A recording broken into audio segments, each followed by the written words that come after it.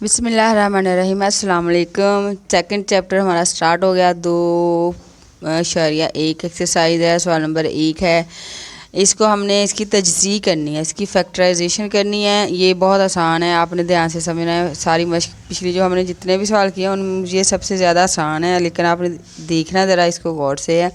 इसको हल करने के लिए हमने क्या करना है, ये इज़ इक्वल टू, ये देखें x प्लस वाई दोनों में आ रहा है, तो ये x प्लस वाई ये हमारा हो गया कॉमन। जैसे हमने वो पीछे किया था सवाल फैक्टराइजेशन, जोड़े बनाए थे और उसमें किया था, ये वही वाला सारा अमल है। तो एक ये हमारा हो गया और दूसरा हो गया 3a माइनस 7b ये वाला। एक ब्रैकेट में हमारा ये वाला x प्लस वाई आ गया, कॉमन है जो दोनों में है वो लिख लिया। दूसरे में आ गया 3a माइनस 7b। लो जी, ये हमारा जवाब है और ये हमारा सवाल हल हो गया। बस इतना सा ये सवाल है।